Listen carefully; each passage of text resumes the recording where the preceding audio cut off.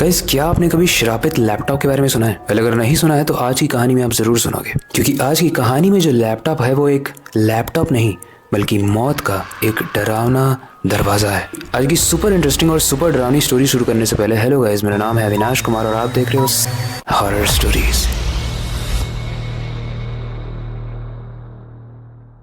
आज की कहानी है कबीर की। कबीर एक टेक सेवी लड़का था, नए गैजेट्स, नए एक्सपेरिमेंट्स का दीवाना। एक दिन वो लखनऊ के पुराने फ्ली मार्केट में गया, जहाँ चोरी के सामान सस्ते दामों में मिलते हैं। लेकिन क्योंकि वो चीज़ें कहाँ से आई हैं, वो चीज़ें कैसी हैं, वो ठीक हैं या श्रापित, ये नहीं बताया जाता है बेचते वक्त। और इसीलिए कबीर इस चीज़ से अनजान था जो होने वाला था उसके साथ। जब उस मार्केट में जाता है तो वहाँ के एक कोने में उसकी नज़र पड़ती है।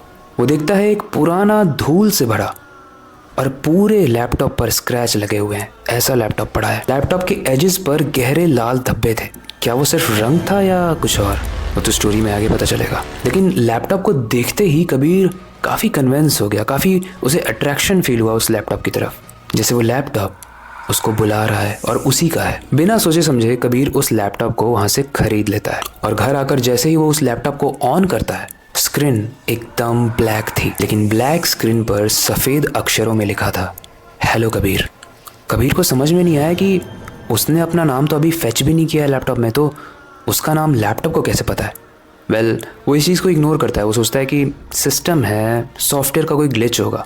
पर तभी लैपटॉप के स्पीकर से एक आवाज़ आती है, कबीर मुझे छुड़ा लो। और इसके बाद स्क्रीन पर एक वीडियो चालू हो जाता है। उस वीडियो में एक लड़की थी, एक लड़की जो अंधेरे में बैठी है, आंखों से खून की लहर बह रही थी और उसका चेहरा जले हुए मांस जैसा था। वो सिर्फ एक ही बात कह रही थी, हेल्प मी। ये सारी चीजें देखने के बाद कबीर का दिल बहुत तेजी से धड़कने लगा। उसने लैपटॉप बंद कर दिया, कोई भी बंद कर देता। लेकिन लैपटॉप की स्क्रीन बंद होने के बाद भी उस लड़की का रिफ्लेक्शन उसके सामने था। ये सारी चीज़ों से परेशान होकर कबीर अपने दोस्त रोहित को ये सारी चीज़ें बताता है। रोहित उसकी बात पे शुरू में तो बिलीव नहीं करता है, लेकिन वो चाहता है कि वो उस लैपटॉप को पर्सनली एक्सपीरियंस करे। और जैसे ही रोहित उस लैपटॉप को छूता है, उसका हाथ जल जाता है, मानो उसने कोई गर्म लोहा छू लिया हो। और ऐसा एक्सपीरियंस करते ही रोहित कबीर को बोलता है, कबीर इस लैपटॉप से दूर रहे, कुछ गड़बड़ है इसमें। लेकिन उल्टा होता है। कबीर उस वक्त तो बोल देता है कि हाँ भाई मैं देखता हूँ, मैं इसको फेंक दूंगा।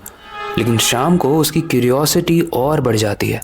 होता है ना कि जो चीज़ मना की जाती है अक्सर इंसान वही करता है। रात को कबीर फिर से उस लैपटॉप को ओपन करता है और इस बार जैसे ही स्क्रीन ओपन होती है, स्क्रीन में आ रही लड़की कबीर की आंखों में आंखें डालकर एक स्टेटमेंट पास करती है। वो बोलती है कि मुझे भी यहाँ से निकाल दो वरना तुम भी जल जाओगे। उसके बाद स्क्रीन पर एक पुराने न्यूज़पेपर की क्लिपिंग दिखाई देती है और उसमें लिखा था 18 साल की रिया हॉस्टल के कमरे में जलकर मर गई। उसके बाद कबीर उस क्लिपिंग को पूरा पढ़ता है और उसकी कहानी कुछ ऐसी थी। एक समय था जब रिया एक इंटेलिजेंट लड़की हुआ करती थी, लेकिन इंटेलिजेंट होने के साथ साथ वो शाय भी थी, काफी शर्माती थी। वो अपने सपने लेकर हॉस्टल में पढ़ने आई थी। क्योंकि वो काफी सीधी थी तो उसके साथ वाली लड़कियां बहुत मजाक उड़ाती थी, छोटी छोटी बातों में बुली करती रहती थी, उसे परेशान करती रहती थी, बेसिकली काइंड ऑफ रैगिंग। और एक रात उसे मजाक के नाम पर हॉस्टल के रूम में बंद कर दिया गया। सारी लाइट्स ऑफ कर दी गई, बाहर से इलेक्ट्रिसिटी कट कर दी गई और रूम में सिर्फ एक मोमबत्ती जला दी गई ताकि रिया बहुत डर जाए। लेकिन वो मोमबत्ती अनफॉर्चुनेटली पर्दे पर गिर जाती है और पूरे रूम में आग लग जाती है। जब आग सुलग रही थी तो रिया काफ़ी हेल्प मांग रही थी, काफ़ी कस कस के दरवाज़ा पीट रही थी, लेकिन वो सारी ही लड़कियां जिन्होंने ये करतूत की थी वो बोल रही थी कि मजाक कर रही है, वो उसे रहने दो, उसकी हेल्प करने की कोई ज़रूरत नहीं है। और जब तक बाहर आग के बारे में पता चलता, उस रूम के अंदर रिया की घुट घुट कर मृत्यु हो गई। रिया के मरने के बाद उसकी चीखें उस हॉस्टल की दीवारों में कैद हो गई।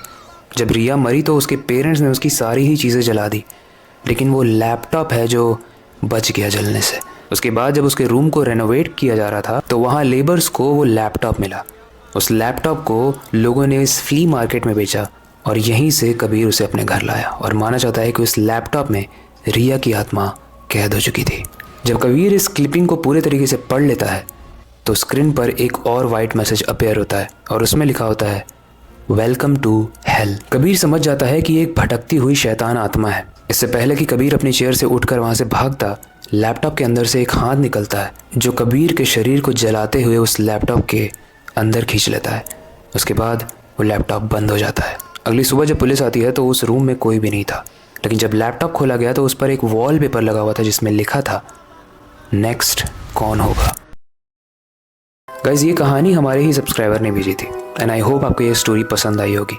वेल ये कहानी कितनी सच है और कितनी झूठ वो तो नहीं कही जा सकती, लेकिन एक चीज़ है जो बहुत ध्यान देने वाली है। ये बुलिंग, किसी को तंग करना, स्कूल कॉलेज हर जगह होता है, ऑफिसेज में भी होता है, और इसके रिपरकशंस, इसकी जो एंड रिजल्ट्स होते हैं वो काफ़ी ज़्यादा भयानक होते हैं, क्योंकि ये इंसान को डिप्रेस्ड, लोनली एंड इनफैक्ट काफ़ी हद तक तो सुसाइडल थॉट से भी भर देता है। तो अगर आप इस तरीके का किसी के साथ भी करते हो तो प्लीज़ स्टॉप दिस, और अगर आप किसी को करते हुए देखते भी हो तो प्लीज़ स्टॉप दिस। इसका कंप्लेन करो आप और इसको रुकवाओ, क्योंकि ये किसी के साथ भी होना अच्छा नहीं है। आई होप आज की स्टोरी आपको अच्छी लगी होगी। इस स्टोरी से रिलेटेड कोई फीडबैक है या आपके कोई सजेशन है, आप हमें कमेंट सेक्शन में बता सकते हो।